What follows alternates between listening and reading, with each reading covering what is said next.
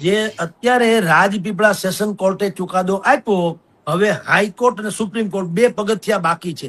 એ 2 પગથિયામાં 2-4 મહિના નીકળી જાય, રાતોરાત ન થાય. અને ત્યાં સુધી ધારાસભ્ય ન રહીએ. જે ગુજરાત વિધાનસભાના સ્પીકરે કહી દીધું કે ચૈતરભાઈ હવે ડેડિયાપાડાના ધારાસભ્ય રહેતા નથી. એટલે તમે જુઓ, કેજરીવાલને જેલમાં નાખ્યા અને કેજરીવાલ જેલમાંથી છૂટ્યા, નાખ્યા ત્યારે વિરોધમાં ને છૂટ્યા ત્યારે હરખમાં. આખા દેશમાં આમ આદમી પાર્ટીએ એલાન કર્યું તો બધા એની વિરોધ કરે, બધા એની ઉજવણી કરે. બરાબર. આ ચૈતર વસાવાને આખી કેરિયરનો સવાલ છે.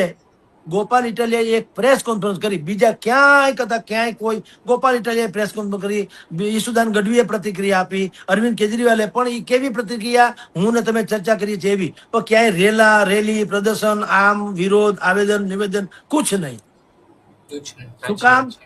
એટલા માટે નહીં, કારણ કે અંદર ખાને આમ આદમી પાર્ટી વાળા પણ જાણે છે કે ચૈતરભાઈને હવે દ્રાક્ષ ખાટી લાગે છે આમ આદમી પાર્ટીની. એ આદિવાસી તરફ, આદિવાસીની રાજનીતિ કરવા માંગે છે અને પોતાનું વજૂદ ટકાવી રાખવા માંગે છે.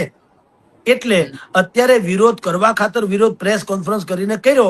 શું કે ન કરે નારાયણને કઈક ડીલ બરાબર ન થાય ઉપર અને ચૈત્રભાઈ પાછા આમનામ રે તો કેવા થાય કે અમે તમારા માટે બોલ્યા હતા. બાકી મોટા ભાગના આમ આદમી પાર્ટીના ધુરંધરો જે છે એ પણ માને છે કે લગભગ ચૈતર વસાવા આપણા હાથમાંથી ગયા.